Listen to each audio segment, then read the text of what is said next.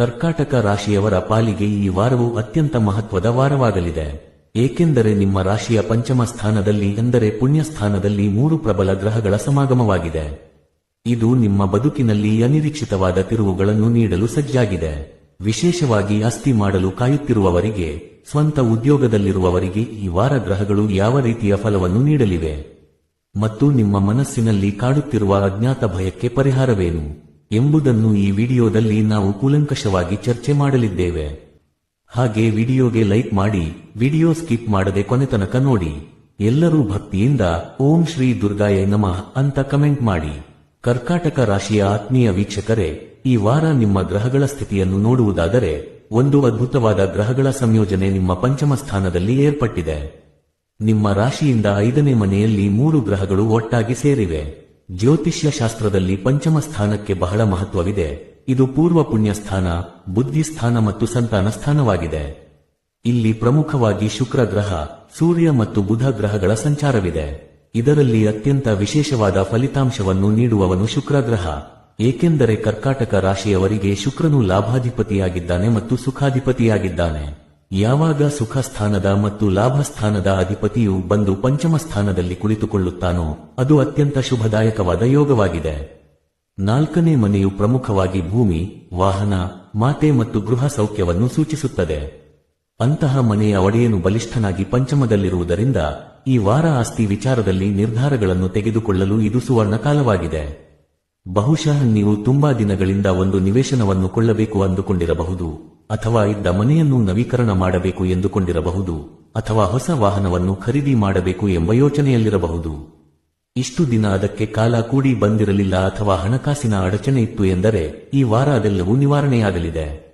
ನೀವು ಭೂಮಿ ಅಥವಾ ವಾಹನದ ಬಗ್ಗೆ ನಿರ್ಧಾರ ಮಾಡಲು, ಅಗ್ರಿಮೆಂಟ್ ಮಾಡಿಕೊಳ್ಳಲು ಅಥವಾ ಮುಂಗಡ ಹಣ ನೀಡಲು ಇದು ಹೇಳಿ ಮಾಡಿಸಿದ ಸಮಯವಾಗಿದೆ.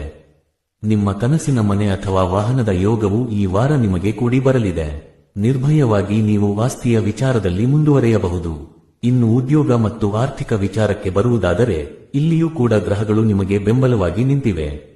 ನಿಮ್ಮ ರಾಶಿಯ ಧನಾಧಿಪತಿಯಾದ, ಅಂದರೆ 2ನೇ ಮನೆಯ ಒಡೆಯನಾದ ಸೂರ್ಯ ದೇವನು ಕೂಡ ಪಂಚಮ ಸ್ಥಾನದಲ್ಲಿದ್ದಾನೆ. ಧನಾಧಿಪತಿಯೇ ತ್ರಿಕೋನ ಸ್ಥಾನಕ್ಕೆ ಬಂದಿರುವುದರಿಂದ ಹಣಕಾಸಿನ ಹರಿವು ಅತ್ಯುತ್ತಮವಾಗಿರುತ್ತದೆ.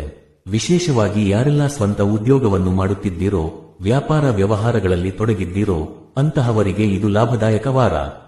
ನಿಮ್ಮ ಬುದ್ಧಿವಂತಿಕೆ ಮತ್ತು ಚಾಕಚಕ್ಯತೆಯಿಂದ ವ್ಯಾಪಾರದಲ್ಲಿ ಲಾಭವನ್ನು ಗಳಿಸುತ್ತೀರಿ. ಸಮಾಜದಲ್ಲಿ ನಿಮ್ಮ ಗೌರವ ಹೆಚ್ಚಾಗುತ್ತದೆ. ನಿಮ್ಮ ಮಾತಿಗೆ ಒಂದು ತೂಕ ಬರುತ್ತದೆ. ನೀವು ಆಡುವ ಮಾತುಗಳು ಇತರರ ಮೇಲೆ ಪ್ರಭಾವ ಬೀರುತ್ತವೆ. ಇದರಿಂದ ನಿಮ್ಮ ವ್ಯಾಪಾರ ವೃದ್ಧಿಯಾಗುತ್ತದೆ. ಇದೇ ಸಮಯದಲ್ಲಿ ದೇವ ಗುರು ಬೃಹಸ್ಪತಿಯು ನಿಮ್ಮ ರಾಶಿಯ 12ನೇ ಮನೆಯಲ್ಲಿ ಸಂಚರಿಸುತ್ತಿದ್ದಾನೆ. 12ನೇ ಮನೆ ಎಂದರೆ ವ್ಯಯಸ್ಥಾನ ಅಥವಾ ಖರ್ಚಿನ ಸ್ಥಾನ.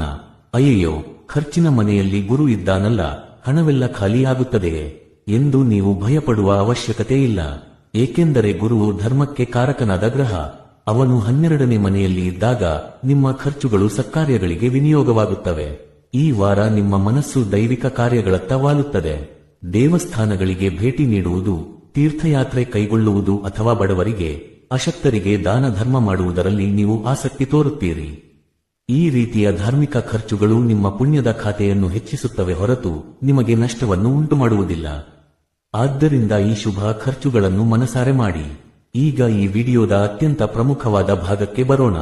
ಮೇಲೆ ಹೇಳಿದಂತೆ ಇಷ್ಟೆಲ್ಲ ಶುಭ ಗ್ರಹಗಳ ಬೆಂಬಲವಿದ್ದರೂ ಕರ್ಕಾಟಕ ರಾಶಿಯವರು ಈ ವಾರ ಒಂದು ವಿಚಾರದಲ್ಲಿ ಬಹಳ ಎಚ್ಚರಿಕೆಯಿಂದ ಇರಬೇಕಾಗುತ್ತದೆ.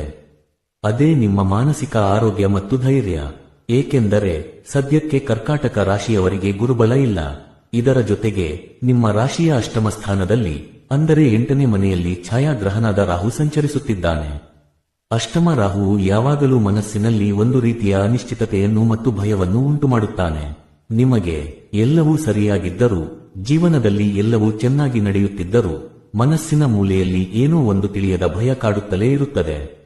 ನನ್ನ ಕೆಲಸ ಹೋಗಿಬಿಟ್ಟರೆ ಏನು ಮಾಡುವುದು, ನನಗೆ ಏನಾದರೂ ಕಾಯಿಲೆ ಬಂದು ಬಿಟ್ಟರೆ, ನನ್ನವರಾರಾದರೂ ನನಗೆ ಮೋಸ ಮಾಡಿದರೆ ಎಂಬಂತಹ ನಕಾರಾತ್ಮಕ ಯೋಚನೆಗಳು ನಿಮ್ಮನ್ನು ಪದೇ ಪದೇ ಕಾಡಬಹುದು.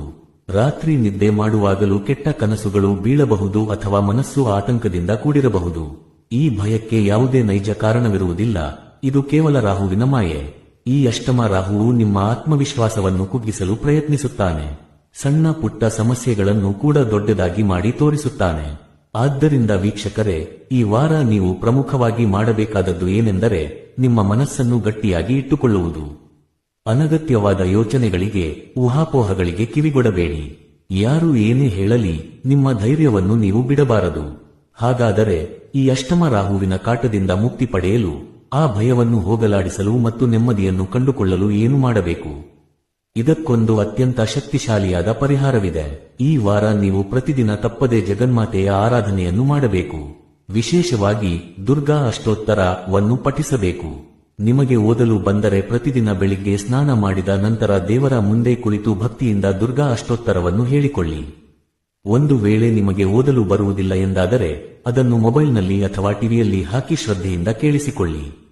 ರಾಹು ಗ್ರಹಕ್ಕೆ ದುರ್ಗೆ ಎಂದರೆ ಭಯ ಮತ್ತು ಭಕ್ತಿ ಹೆಚ್ಚು. ಯಾವಾಗ ನೀವು ದುರ್ಗೆಯ ನಾಮಸ್ಮರಣೆ ಮಾಡುತ್ತೀರೋ ಆಗ ರಾಹುವಿನಿಂದ ಉಂಟಾಗುವ ಆತಂಕ, ಭಯ ಮತ್ತು ನಕಾರಾತ್ಮಕ ಶಕ್ತಿಗಳು ನಿಮ್ಮ ಹತ್ತಿರವೂ ಸುಳಿಯುವುದಿಲ್ಲ. ಎಲ್ಲಿಯವರೆಗೆ ರಾಹುವು ನಿಮ್ಮ ಅಷ್ಟಮ ಸ್ಥಾನದಲ್ಲಿ ಇರುತ್ತಾನೋ ಅಲ್ಲಿಯವರೆಗೂ ಈ ಒಂದು ಅಭ್ಯಾಸವನ್ನು ನೀವು ಬಿಡಬಾರದು. ಇದು ನಿಮಗೆ ರಕ್ಷಾ ಕವಚದಂತೆ ಕೆಲಸ ಮಾಡುತ್ತದೆ. ಒಟ್ಟಾರೆಯಾಗಿ ಹೇಳುವುದಾದರೆ ಕರ್ಕಾಟಕ ರಾಶಿಯವರೇ, ಆಸ್ತಿ ಮತ್ತು ಹಣಕಾಸಿನ ವಿಚಾರದಲ್ಲಿ ಇದು ಅದೃಷ್ಟದ ವಾರವಾಗಿದ್ದರೂ ಮಾನಸಿಕ ನೆಮ್ಮದಿಯ ವಿಚಾರದಲ್ಲಿ ಸ್ವಲ್ಪ ಎಚ್ಚರಿಕೆ ಅಗತ್ಯ. ದುರ್ಗೆಯ ಆಶೀರ್ವಾದದೊಂದಿಗೆ ಮುನ್ನಡೆಯಿರಿ, ಶುಭವಾಗುತ್ತದೆ. ಈ ವಿಡಿಯೋದಲ್ಲಿ ನೀಡಲಾದ ಮಾಹಿತಿ ಕೇವಲ ಗ್ರಹಗಳ ಸಾಮಾನ್ಯ ಪ್ರಭಾವದ ಆಧಾರದ ಮೇಲೆ ನೀಡಲಾಗಿದೆ. ನಿಮ್ಮ ವೈಯಕ್ತಿಕ ಕುಂಡಲಿಯು ವಿಭಿನ್ನವಾಗಿರಬಹುದು. ಉತ್ತಮ ಮಾರ್ಗದರ್ಶನಕ್ಕಾಗಿ ನೀವು ವೈಯಕ್ತಿಕವಾಗಿ ತಿಳಿದುಕೊಳ್ಳುವುದು ಸೂಕ್ತ. ಈ ವಿಡಿಯೋ ಇಷ್ಟವಾದಲ್ಲಿ ಲೈಕ್ ಮಾಡಿ ಮತ್ತು ನಿಮ್ಮ ಕರ್ಕಾಟಕ ರಾಶಿಯ ಸ್ನೇಹಿತರೊಂದಿಗೆ ಹಂಚಿಕೊಳ್ಳಿ. ಧನ್ಯವಾದಗಳು.